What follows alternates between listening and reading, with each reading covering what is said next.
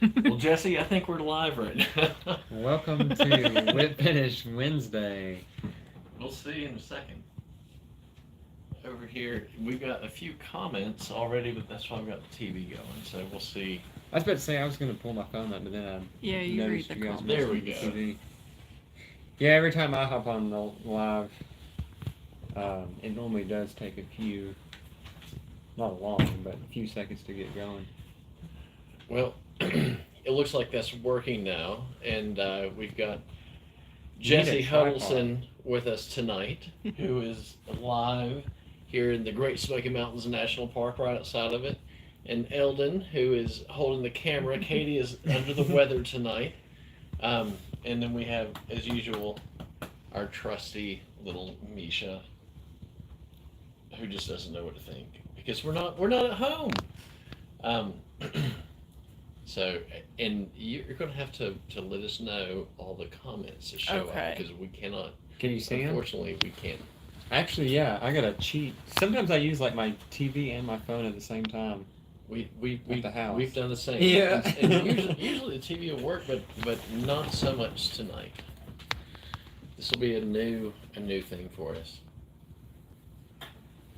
So I believe Ken from Australia is going to be working, or he has something to do this evening, and we have lots of the GTH variant from Charlie Craven. A lot of you all posted that and shared it with us, but we'll have to share those next Wednesday night when Katie is back and has her computer up and going.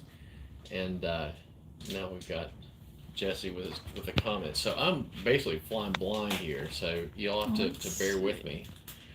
Everybody's saying good evening. We've got Ken, Steve, Gary, Barry, Jason, Mike, Tom Fly, another Gary, and Ray. Ray, he's from he's a guide in Pennsylvania. All saying hello. I met him with a cat on his back at the Virginia Fly This Fishing person Show. said it's kind of quiet. News flashback. So Jesse, tell us about the fires that we had last night, and I'm going to see if I can get the TV to show up so we can see the comments. Okay. Yeah, to be honest with you, I'm not even like to this moment sure how any of it started. I mean, we were at the house at what? What time do you think it was? Like 10:30, 11? Yeah, like 11 probably. Probably like 11, and we started seeing some things on Facebook about fires nearby. Actually, no, it was the fire trucks that went by first. We seen like 8 fire trucks that went by the subdivision, right by our house, like a quarter mile away. Then we ended up calling mom and seeing if she had heard anything, and she didn't. Then that's when we started looking at Facebook, and there was like no information to be found. And got in the truck.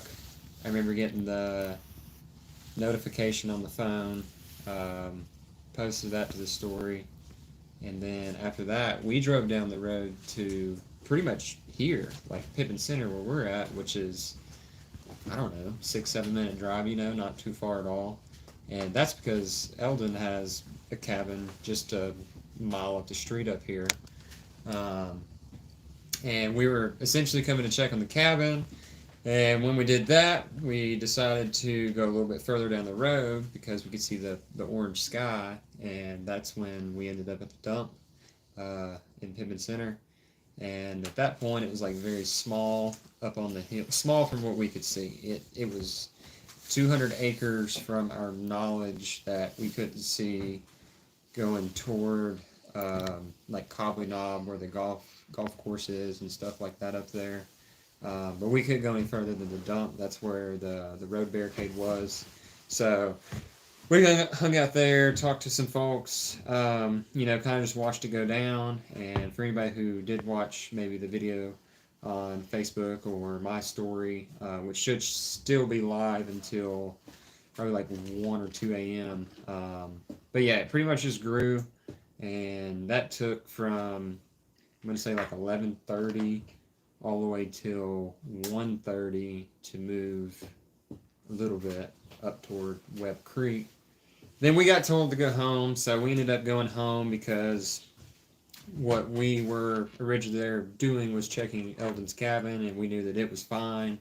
And we woke up today, everybody concerned. Thanks for checking on us, but everything was all good for us. And then we read the article probably at I don't know, I'm gonna say 7 p.m. They said they had it 20% contained at the moment, but yeah, I don't know how it started. There wasn't just one, there was multiples popping up all over the place, but yeah, they were just kind of hard to keep track of for the most part. So what is your Instagram handle? J.Hud2. So check out J.Hud2 for Jesse Huddleston. He's I mean, I hate to sound biased, but if I'm gonna go with a guide here in the Great Smoky Mountains, Jesse's the guy I'm gonna go with.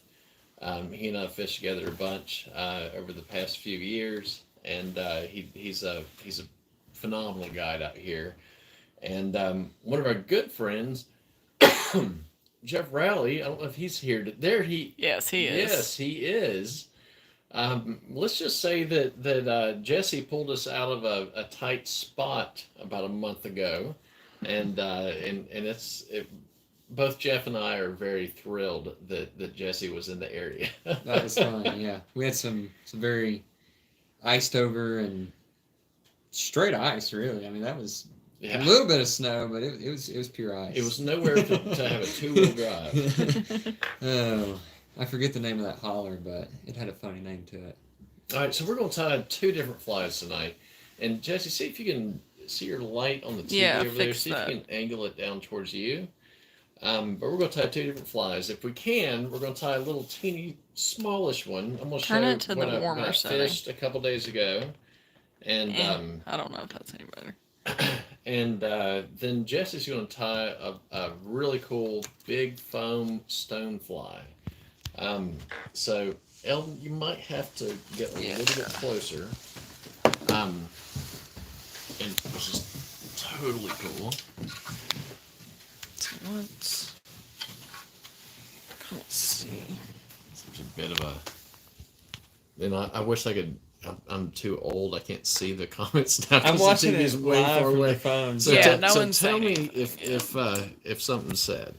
So I'm going to try to find my stuff if I can. Oh, look for a little pack of hooks that says Arex on them. So this is the material we're gonna play with. Oh, close, but not it. This is the material we're gonna play with. This is from Moonlit, but really it's from the woods. This is a little quail skin that I got at the Denver Fly Fishing Show. And what really caught my eye on it was how small the feathers are. So really from about here up, it'll tie size 14s and smaller. So normally on a lot of bird skins, you'll have the neck that's good for really small stuff, and it gets really big pretty quick. But here, as you can see, they're a lot smaller, and the color's really nice on them as well. Mike Seymour said that Moonlit has sold out of all of their quail. Sad face. Well, now the baby quail don't have no daddy. Oh gosh, what did Steve Yates say? He said, "No, baby quail don't have no daddy." All right, so I'm going to tie this one on a giant size 12 Arex North Country Spider hook. Now this is one of their new legacy hooks, and size 12 sounds huge, but just for reference, I'm gonna put my glasses on. That'll help. But here's the old TMCO 100, and this is size 18 in TMCO 100. And for reference,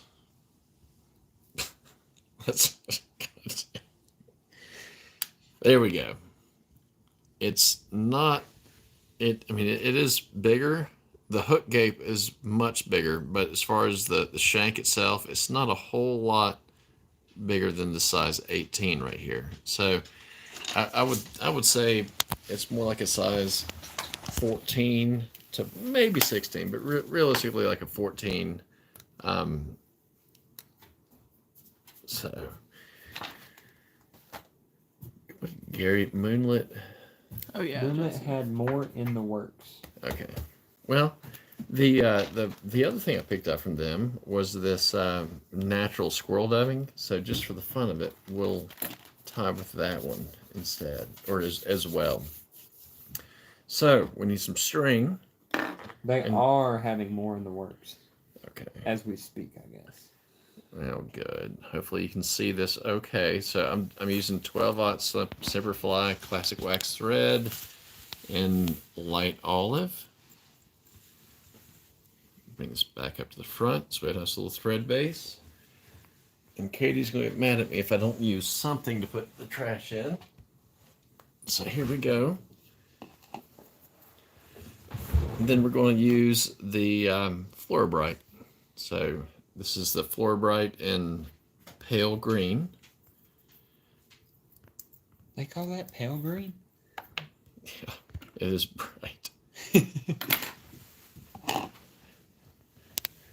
right, I'm just going to wrap it on the top of the hook shank. Pull it back. Gary asked, "Does Katie ever get mad?" No, not at all. Not one little bit. All right, so put that in the bobbin cradle. See, Jesse's going to do a good job getting this all set up just right. So with the Fluorobright, I'm going to twist it with my fingers and make sure I've got it nice and corded up.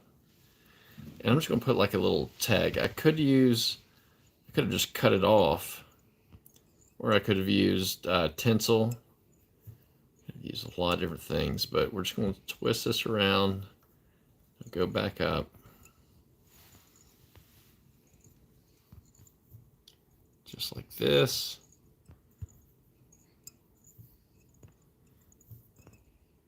And now we'll do something even cooler.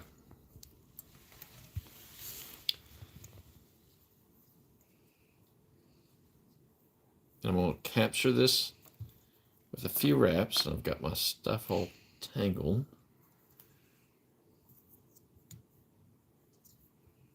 I'm bringing it all the way to the front of the hook shank. I could have cut it off, or I could have just stopped it, but I want to keep my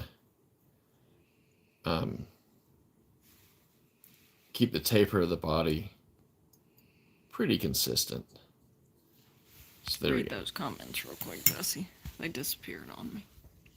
So Can't Can't be. imagine Katie would ever get cranky, says Ken B. No, can be is correct. And then Steve says, she who must be obeyed.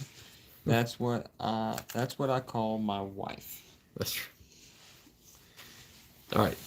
So here's the olive squirrel diving. So I think this would work fine with rabbit or squirrel, but one thing that's nice about this, when I saw this at the show, the squirrel diving, is it has a lot of the guard hairs still in it. So it works pretty darn good. And this is going to be a good caddis imitation. And the other one that I tied was mainly like a thread body fly, which was good. And I put a little bit of y'all have heard me talk about the macrame yarn. I use that for the wings. So really just very light droppers on back of dry flies. Gary asks, have you tried touch dubbing with that squirrel? I haven't tried that, Gary. Gary would probably be the guy. All right. So as you can tell, I put probably 4 inches on there, and I've got a good 1.25 inches left. So I really didn't need remotely that much. Oh, don't tell anyone. Don't tell anyone I put it in the floor. All right. All right. So we're going to twist this up again.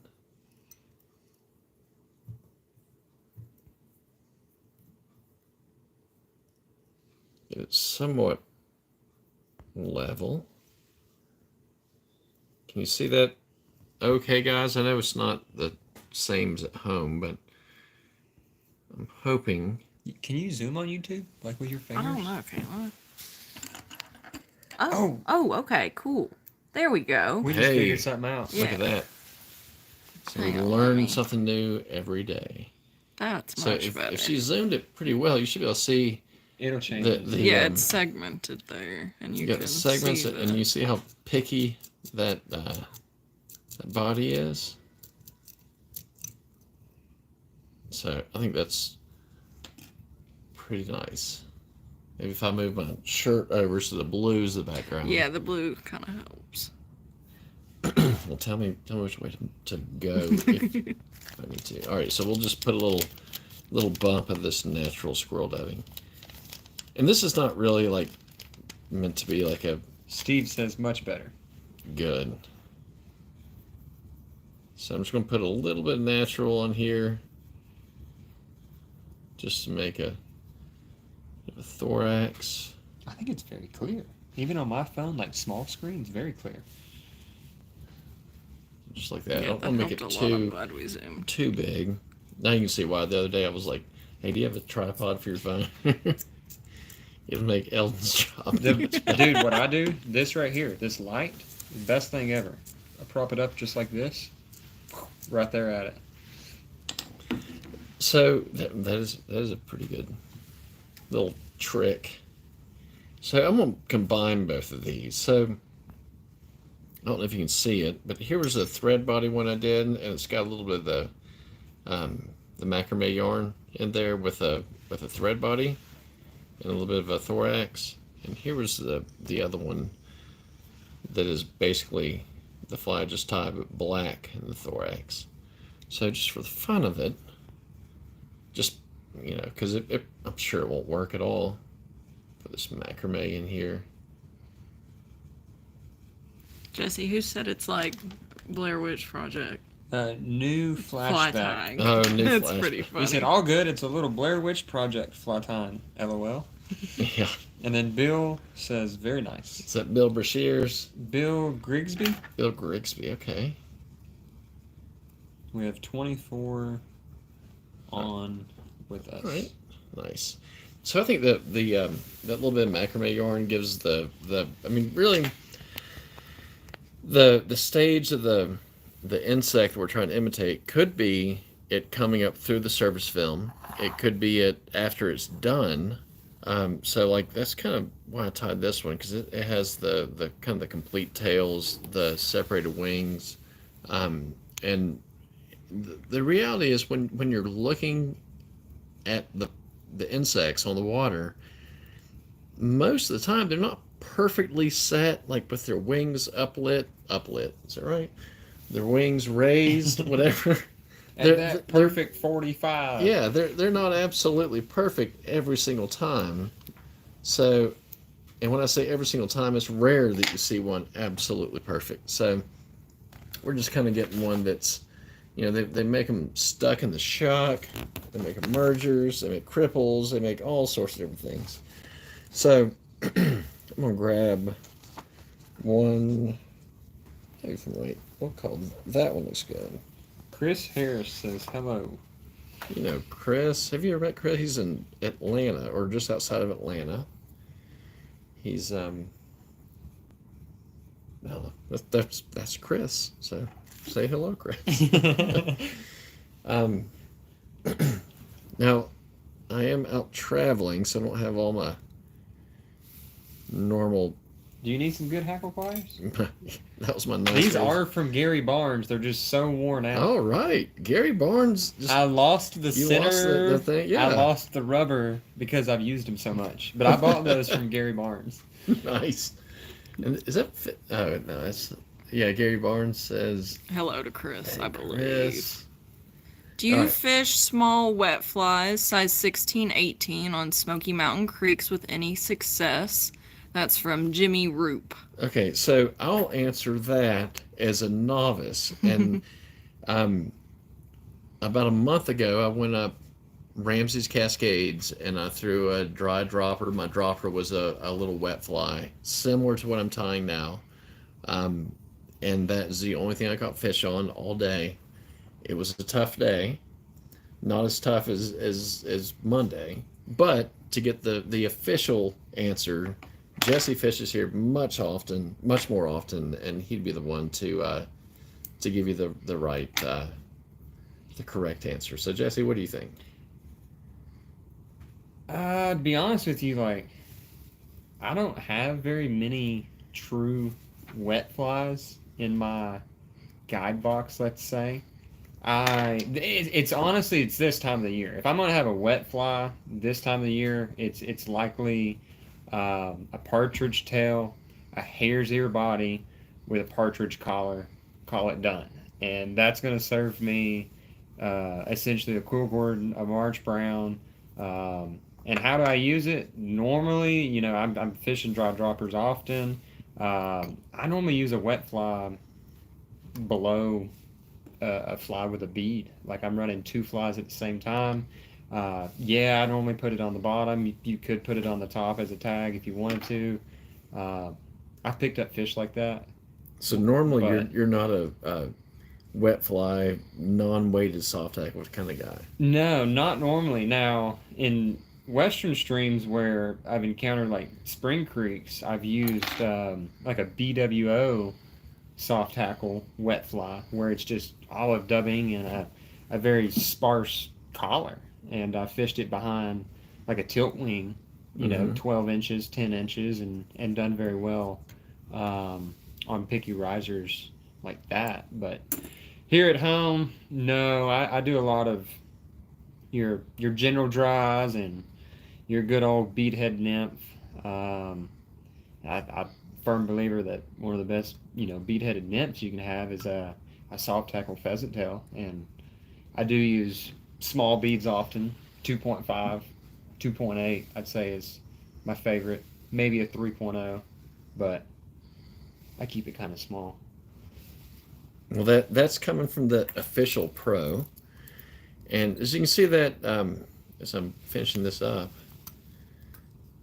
that soft tackle, that's a pretty small little feather, and I think it turned out. Yeah, somebody Okay. made a comment. Ken B, I believe, said that that's a tiny little feather there. Yeah, I mean, and the nice thing is like starling tends to get kind of matted, and I don't know, for it being such a small soft tackle, that's just one turn. I could have done two, but I found that most people over hackle their flies. So just one turn for me is all I need. And a pair of tweezers would be good. There you go. But the way it flows, and for those of y'all that got partridge and you want to do basically the same thing, partridge would be great. But this behaves very similar to partridge as far as how it flows and how it moves. So that's the quail. Gary says, "Why did you not wet finish by hand?" How about this? When the show is off, I'll explain to you the story.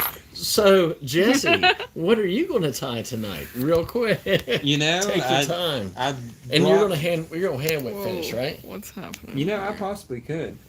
I actually brought two different. Wow, your light's like Is it too blinding bright? sun.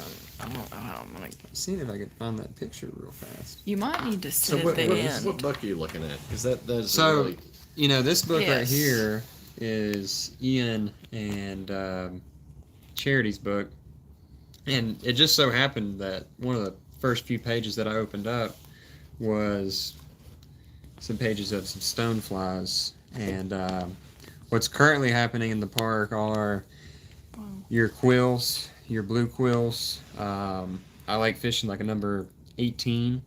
I generally strip up a peacock hurl and tie a little parachute like that for those. You can do the same for the Quail Gordons as well, or just a good old parachute Adams. But that's what's coming off. But anyways, what we're tying, I seen that stonefly and started, flipping a few of these pages, and we primarily fish dry droppers a lot.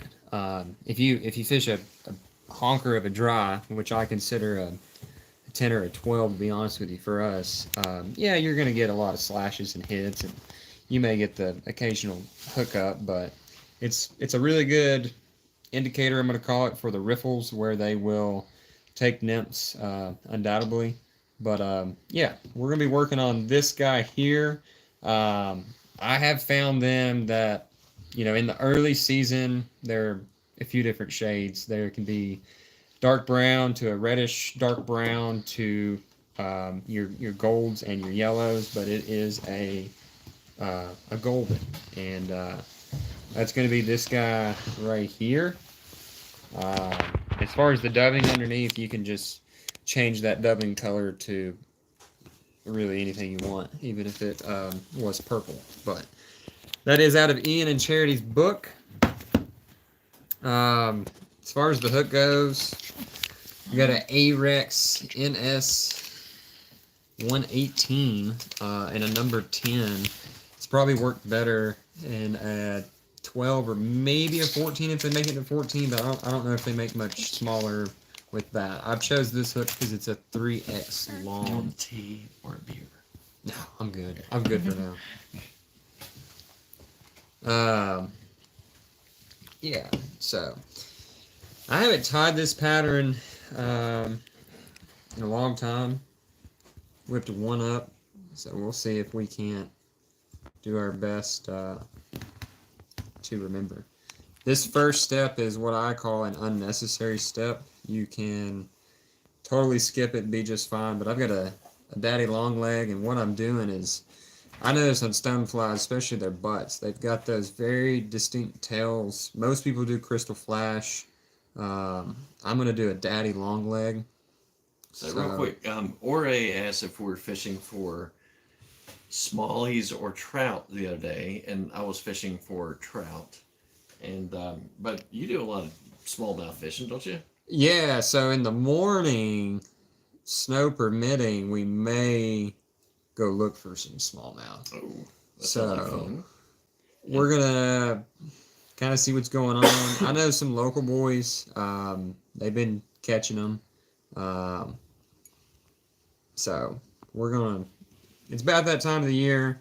After this snow moves out of the system, we're gonna see some 70-degree days coming up, and yeah, we're pretty much here. So. And both Steve Yates and Jimmy Roop said they fish a lot of wets, and they and the last time Steve went out, I think the comment said last time Steve went out, he fished a wet fly under size 12, I believe, under a Quail. There we go. There we go.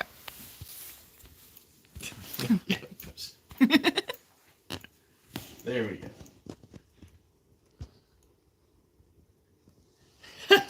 Alright, let's zoom back in.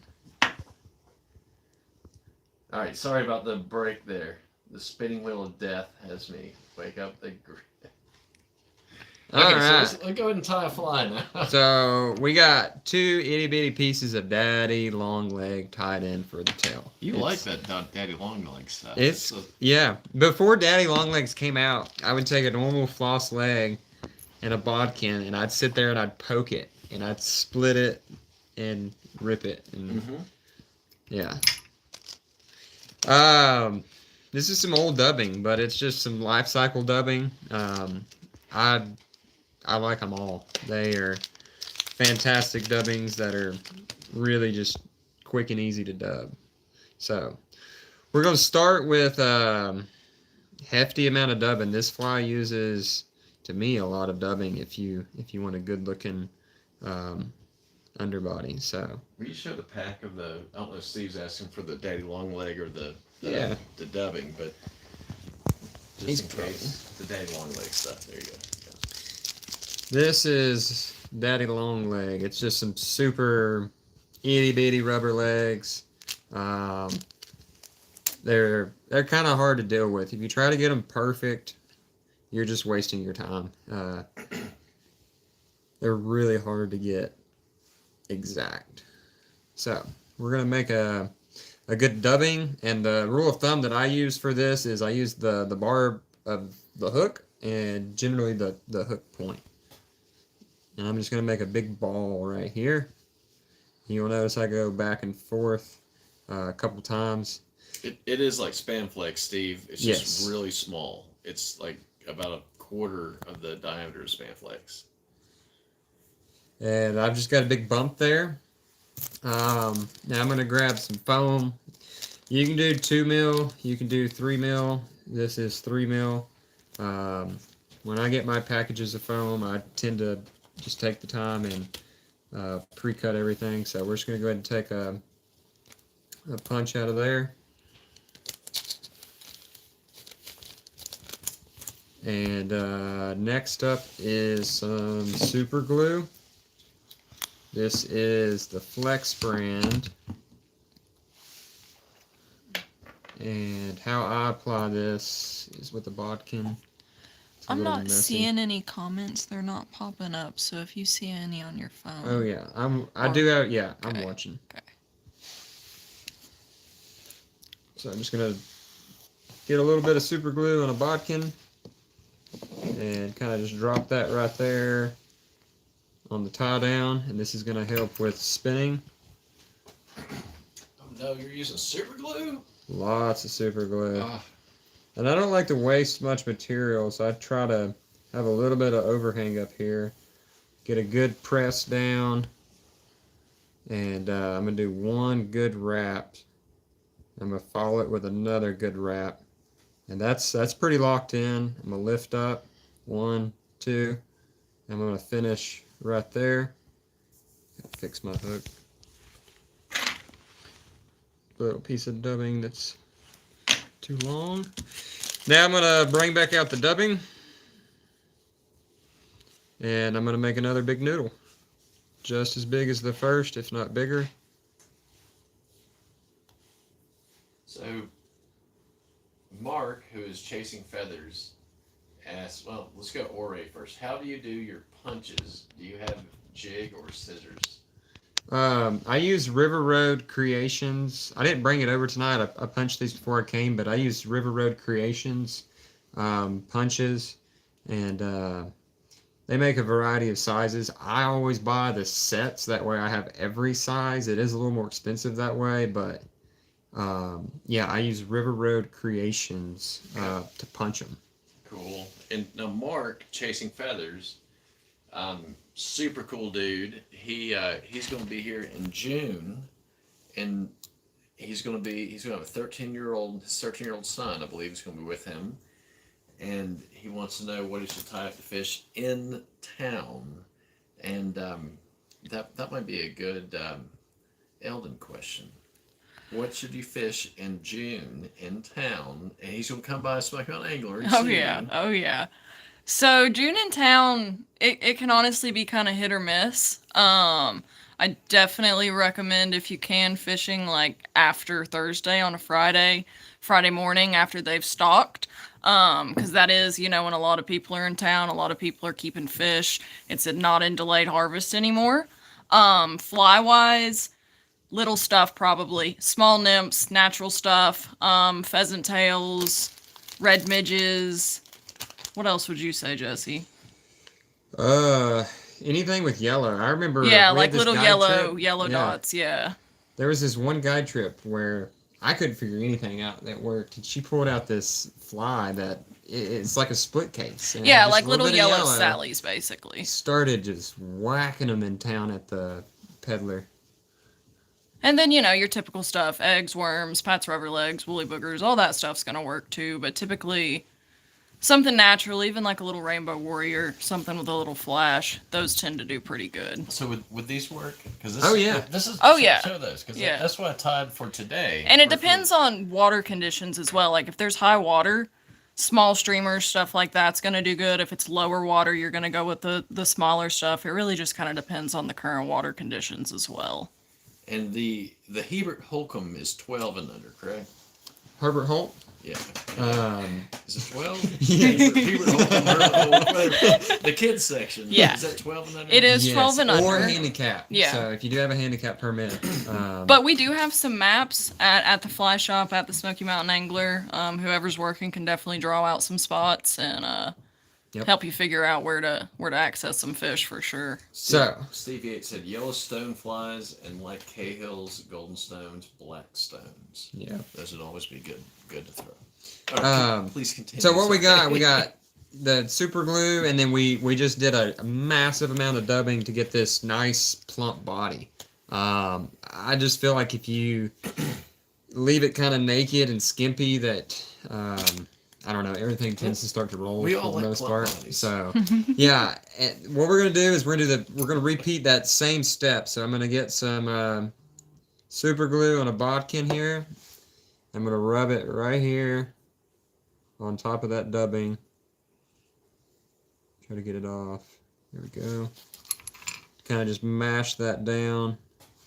And we're going to take another good wrap.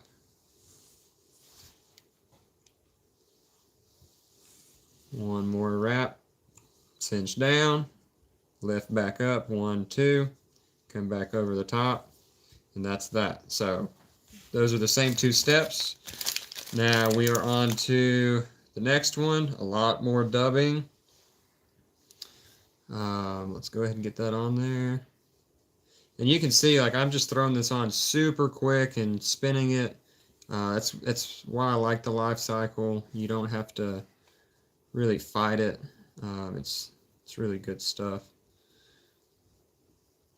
And I like how you're doing a long, thin noodle versus a short, fat one. Yeah, yep. And you'll notice I go back and forth. It really helps with durability, to be honest with you. But I like to cram it. I'm going to super glue that to my jacket. I like to cram it under there, and then I flip it and get a quick look. Generally, just 1 or 2 wraps over top if you need it, but you don't with that one. But yeah, we're just going to continue forward a little bit. And if I notice a big bump in that dubbing, you'll notice I'm going to call it noodle it with my fingers to make it smaller. So more dubbing, lots of dubbing. You will go through dubbing on these larger, at least this one, larger patterns. And what we're going to do is, we're going to dub all the way up to the eye of the hook. This fly will not be whip finished at the eyelet of this hook. So we're going to just get a nice, good head. As you can see, more and more dubbing. A lot of people would tell you that, oh, that's too much dubbing, that's going to sink, or it's too good of a fly. Well, hopefully, to make Gary Barnes happy, it will be hand whip finished at the end. We could, yeah. Alright, so getting my thread right where I want it, which is, just behind that eye, and it's just super fat. And we're going to repeat, so we're going to glue down one more time. That's so get the most of the durability there. Right here. A little bit of glue. So do you have a particular brand of super glue you like, or just whatever they got at the store? Everything works. My issue, I used to really like Zap-A-Gap, and I still do. The issue is I would always glue the cap shut. Yeah. Tried a few different tricks. Didn't. Did you put the chapstick trick? Yeah, chapstick Vaseline. Yeah. I've done tinfoil over the nipple, and they all glue it, and then I just start cutting it This down. is a family show. We don't say that. But I go to Lowe's pretty often, and I seen this on an end cap one day. It's like Flex Seal, Flex Tape, Flex Spray. This is their Flex Super Glue, except there's a catch to it. There's absolutely zero flex in this super glue. So don't think that I'm just over here using some flexible super glue, because it's not. It's just super glue I cut the tip off so it's a super wide opening, and you'll never glue your cap shut like this. At least I haven't yet, and that's because I stick my bodkin in there to rake it out, and it's a really large area, so it's hard to seal shut. Well, this program is brought to you by Lowe's Home Improvement. Building things better. So we've got all the way up to the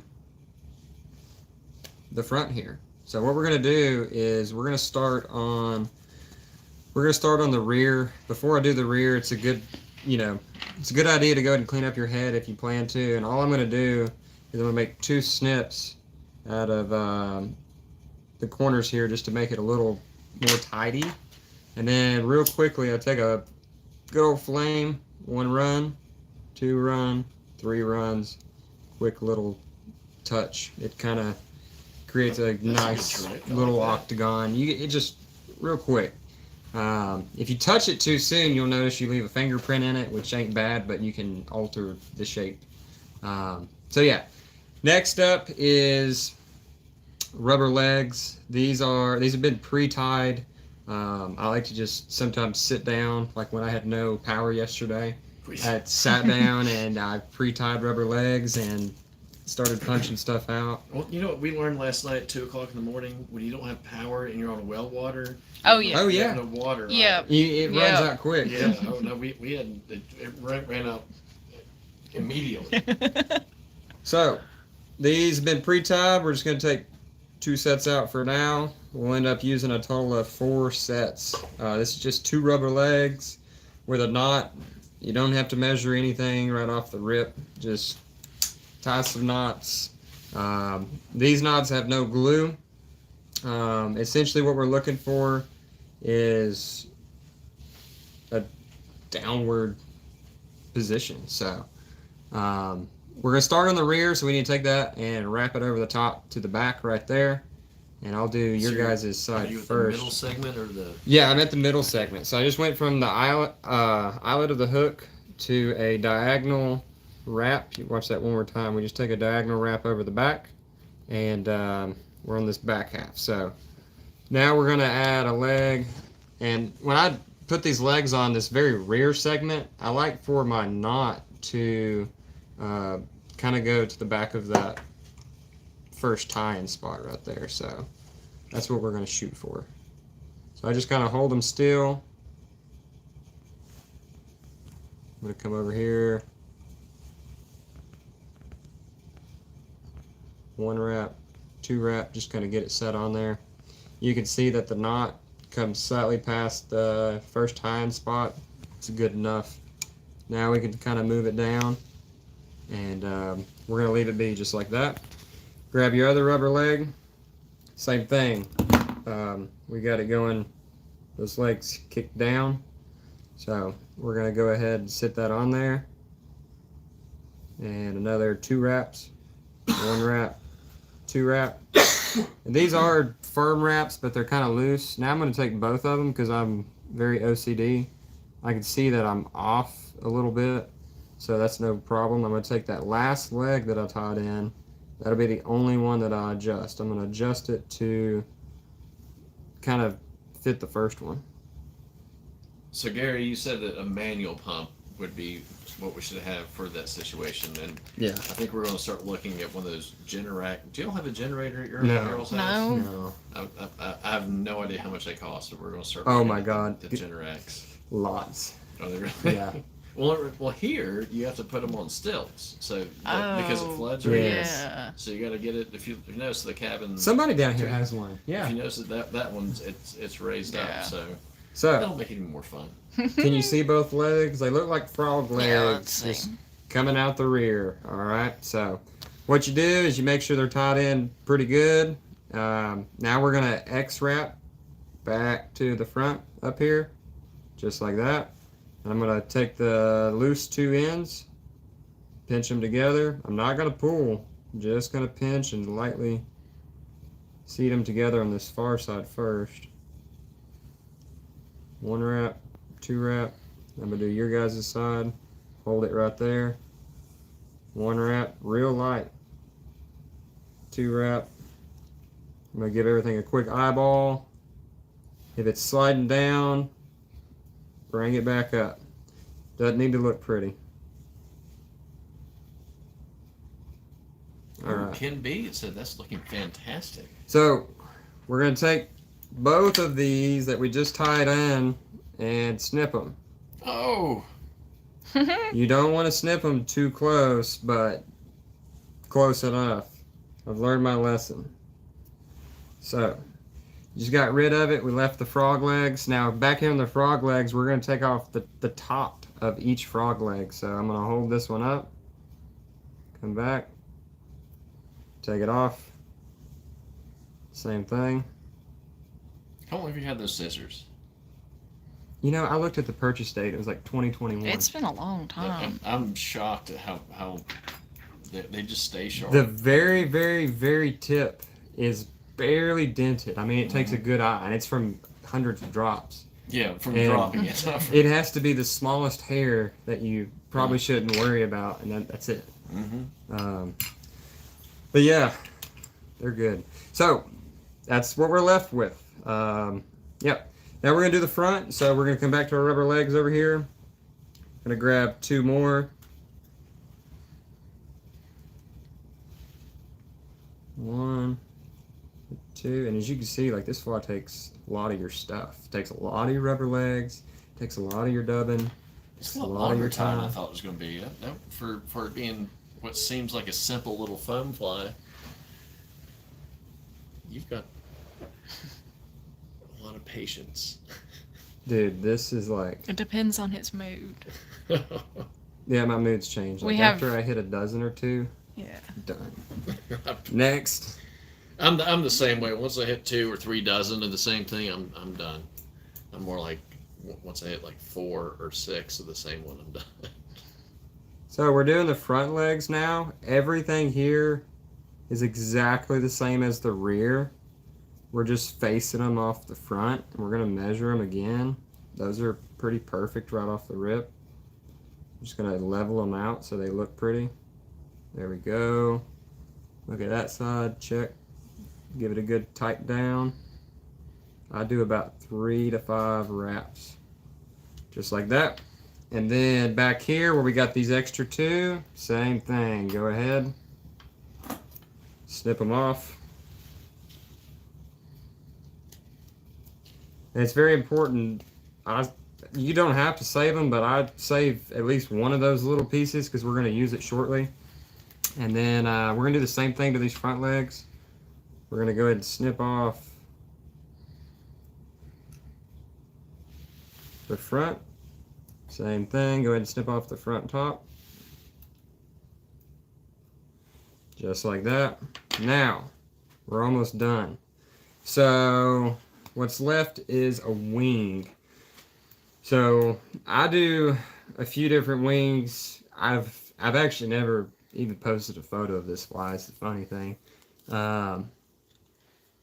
And one of the wings that we're going to do, so you've got regular foam.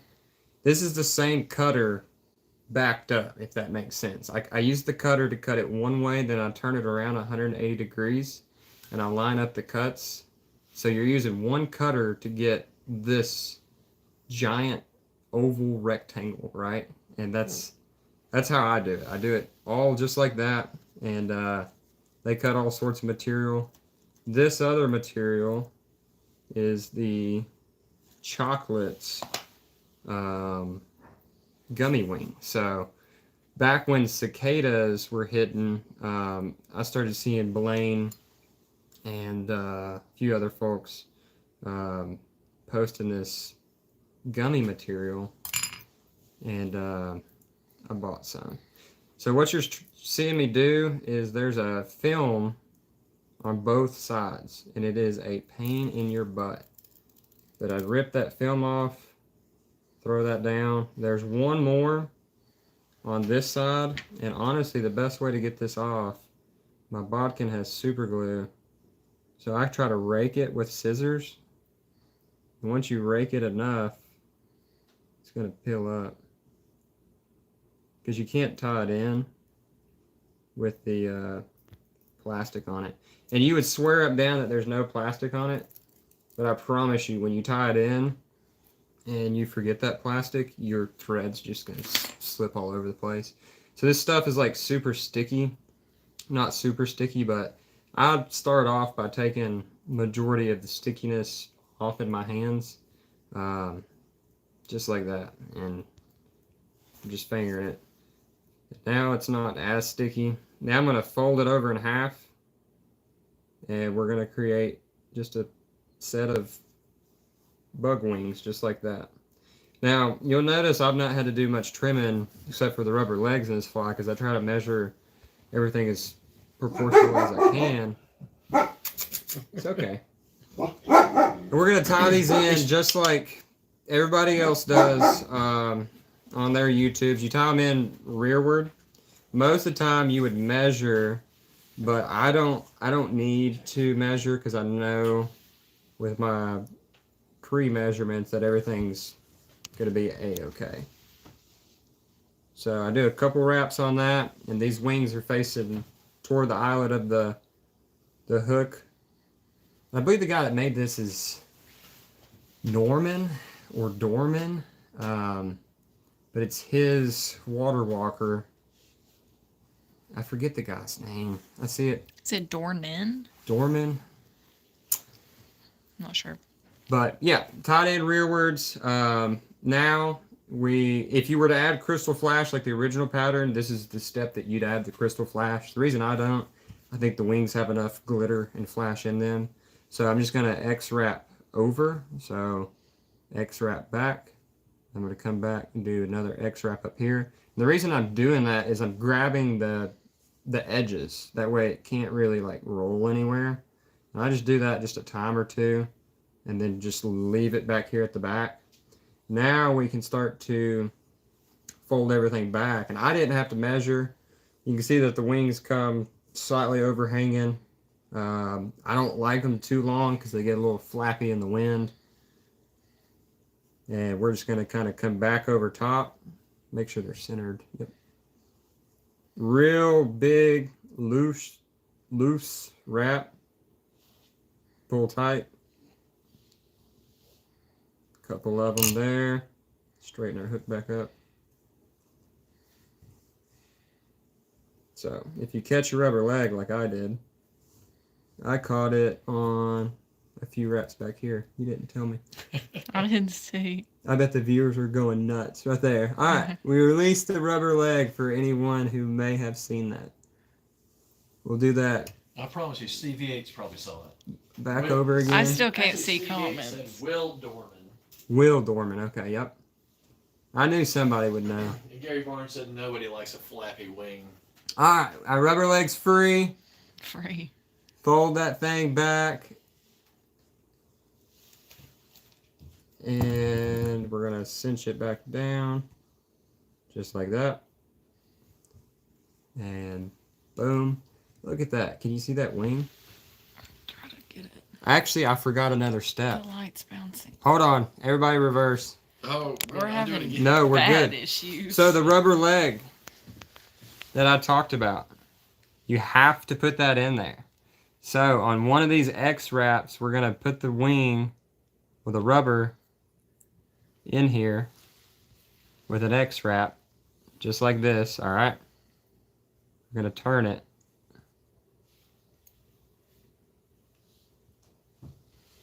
Hold on. I'm doing it backwards.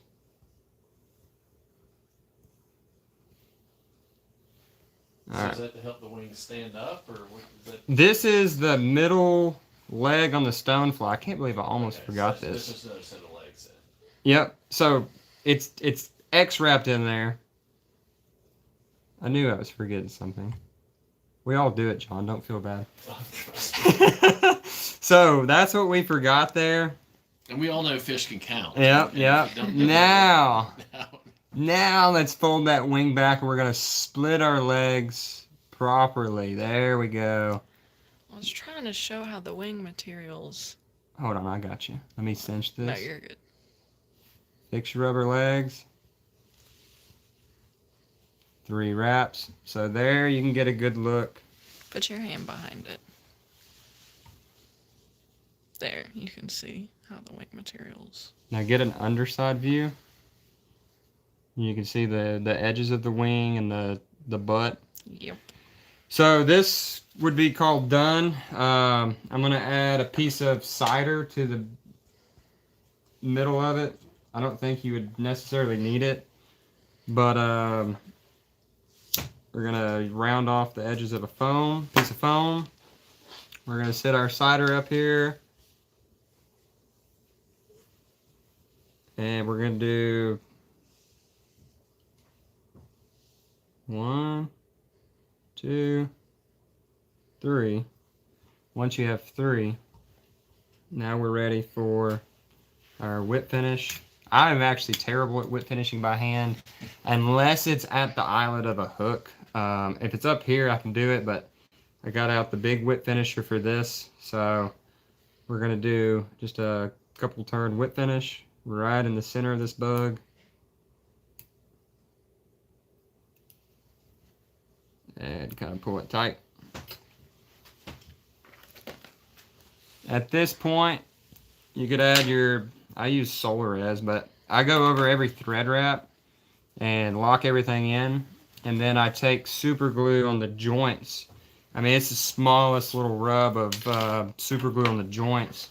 As far as how long the legs go, I always half everything. So there's half. There's half up here, a little bit shorter than half. Right there. And right there. And that is going to be your finished Dorman's water walker. It really cleans up nice when you hit. So we got 2 bands of thread. And there's a reason that I used orange on these 2 bands. But I always come in with the Solarez, and I do this step twice. That way nothing comes undone. Look at that glow. And then we'll shake the Solarez, getting kind of low there. It really helps clean up the area. And I even hit that butt joint a little bit back there. A lot of people said very nice bug, very buggy. Chris Harris said very nice, and Chris is Stonefly 1, so he should like that one quite a bit. It's really the wings that I enjoy. You know, the original pattern calls for this piece of foam here. The reason that I came in and subbed out that wing was, it was getting chewed one evening, and it was always the wing that went first and got torn off. So, I was thinking of an alternative, and that's where we got Blaine's material from. So that is a Blaine chocolate material there. It is cut out with the same cutter. I use the same cutter pretty much on everything, and that's River Road Creations. And you can see the little daddy long legs is the tail back there. Oh, wait, hang on. You can barely see him. Yeah, when you got a real stone, that's what stands out to me is like their little butt tail, which I think gets left out often. It's probably unnecessary, but yeah. What else you got, John? Well, that's a super cool little fly. So when and where are you going to throw that fly? We've caught more. We've used this out west. Like, to be honest with you, a buddy of mine showed it to me, and it's just been a fly we fish. I love fishing chubbies and just big bugs that float, and we fish this all over Yellowstone. Where else have we fished this?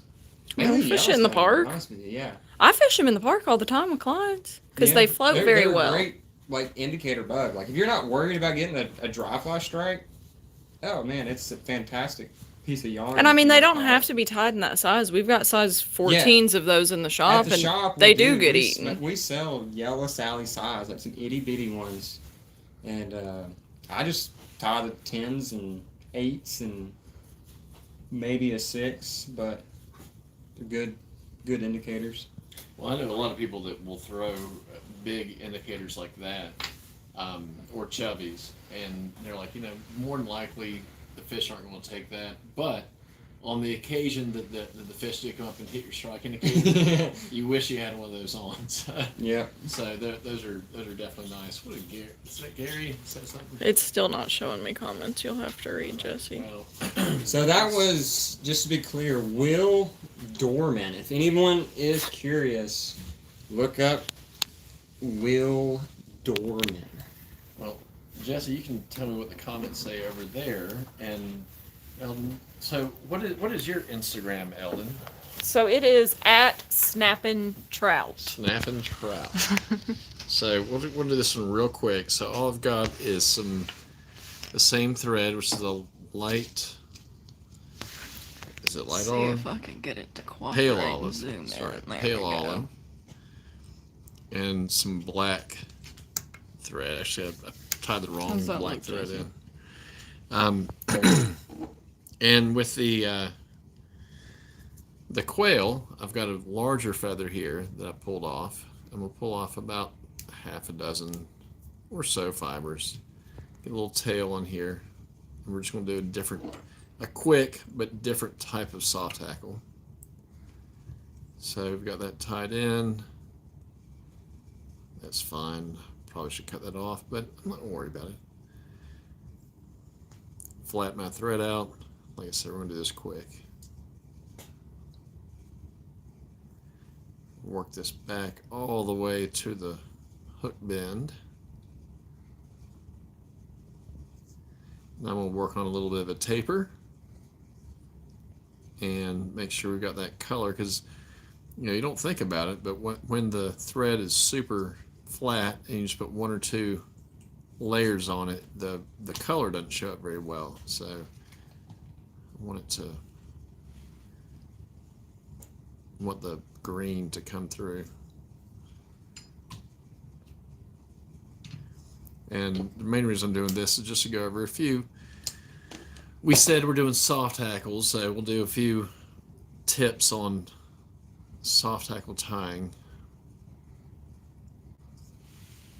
Although it's really cool having Jesse here. And seriously, look up Jesse Huddleston and Eldon Snapping Turtle. Is that right? Snapping trout. Snapping trout. Snapping trout. turtle, that's funny. Snapping trout. That'd be a cute name. But if you're ever in the park, look them up, because they're just some of the coolest people you'll meet. All right. I've also got the 12-aught, which is here, and I tied the wrong stuff in. So this is 18-aught, so it might be a little bit thin, but I'm just going to kind of cheat on the old quill body. So now we've got a nice fake quill body. See? Do you have real peacock here? I don't know if I Pearl? brought any with me. I don't think I brought any with me, unfortunately. This is another, well, I don't want to waste too much time. I was going to show you my travel kit, but as you know, we all love the JD Olive. If you don't have any of the JD Olive, pick some up, because this is the Scud Dub. You can use it on lots of things. And I got enough out in that one pinch to do about 5 flies. Normally I would save it. Yeah, I would have used your whole bag. Yeah. All right. So I want to make sure, because this is going to be a little soft tackle, I want to make this bump a little bit bigger. So I'm going to brush it out. Let's see here. But I want to make sure I leave enough space behind the hook eye, because I don't want to crowd the eye. So let's brush forward. I mean, if you look at that could be fished just like that. I mean, that. Chad Williams has a fly that's just dubbing. I guess you'd call it a waltz worm, but there's no rib or nothing. Just dubbing on a hook. Huh. All right, so that's got a nice. That'll add a little sparkle and everything to it. We ought to have Chad come over here and He can tie a stimulator in thing or 30 two. seconds. I can put the hook in the vise in 30 seconds. That's about it. All right, so here's that. Well, I lost the bigger feather, but that bigger feather came from roughly here. And let's pull. Like I said, even though this is a size 12, this is a pretty small. What size hook were you tying on, Jesse? A 10. 10.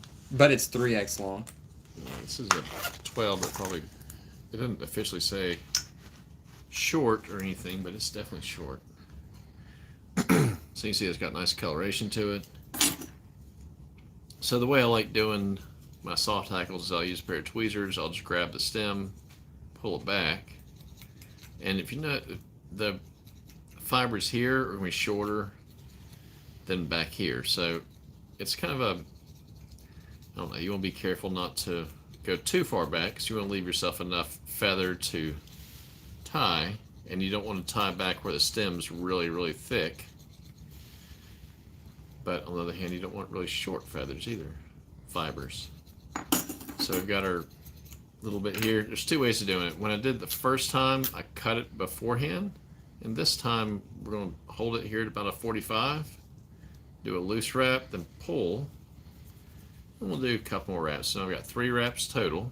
See how it's wrapped in? I'm going to use my thumb and my pointer finger and just pull everything back. Ouch. That's a little sharp, kind of sharp hook. So I'm going to try to pull everything back if I can get that one. Try it this way. All right, so now I've got all the fibers back. Put a few more wraps. So we've got it. So now we have, as opposed to just being just tied in, we've got doubled up and tied in. So it should be a little bit more durable. And now we'll pull out our fancy hackle pliers that Jesse got from Gary.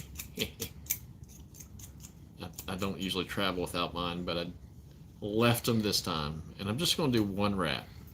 And if you notice when I clipped into them, and here's, it's one of those things that I say you don't, when you're new, or like if you're asking, is it worth it? You don't have to have, what, $40 hackle pliers? 45, Something yeah. like that. I mean, these are fine. And this is a pair that I travel with. You can't really break them. But you don't get the precision as far as like, precision might not be the right word, but they're not as delicate. So they'll slip out a little bit easier, and I don't know, but they work okay. But you're looking at $8 compared to $45. So I clip into them, and I'll take my fingers and I'll pull the stem through my fingers, not my fingers through the stem. So I'll pull the stem forward like that. That's kind of the trick, is do this with your fingers, grab them and pull them forward. So that kind of folds it, makes a V, and then I bring it around, and I just want one wrap. And if you notice how the fibers are sticking forward, if I twist the feather, see, there you go. That's why I don't care for these. If you notice that your feathers start slipping a lot, if you look at your hackle plier, sometimes there'll be like a piece of fiber or something stuck in where it clamps down, and you get that out of there, it'll clamp a little bit better. But other times it just sticks. So same thing, we kind of twist our feather to make it wrap the way we want. I'm gonna do one wrap, pull it, and we'll do a couple wraps. Now we'll pull everything back. I'm gonna work on my head just a little bit. See how we've got that tied in really nicely, and I can grab that stem now because I doubled it up. I wouldn't do this if I didn't double it up. I'm holding my thread tight and then grab that and just pop it off. Well, try again, just pop it off, and that way I don't have to worry about cutting it. So, I mean, all that hackle and everything, that's just one wrap. If I put 2 wraps on there, it'd be way too much. Steve, I wish I could see your comment, but I cannot. Jesse. Spit on it, the rubber dries out. I don't know what he was talking about. Okay, Steve, I'm glad I did not see your comment. Gary says smear a tiny amount of silicone on the jaws. Oh, yeah. Talking about the hackle pliers. Okay, so there's our neat little. So that was really simple. Got a tail, our soft hackle, just thread body. So you get a slight taper of the thread, black thread or a contrasting color. I thought about doing a purple body with a yellow rib, and that sparkle there is just that dubbing. That's all it is. And like I said, this would be a really cool fly to throw. Just behind a dropper if you're in shallow-ish water, or if you're wanting to fish for the emergers as they're coming up. So if you notice the trout are rising but you don't see the insects on the surface, this should go just below the surface and be pretty well. So this would be more of a mayfly type, and the one we tied just a minute ago, that'd be more caddis with that green and that little green tag. The body is where it's got the dubbing, it's a little bit thicker. So yeah, so ask whatever questions that you've got, and we'll hop off here in just a second. But we're really thrilled that you guys, and we're sorry we're not back at home with all the cameras and everything.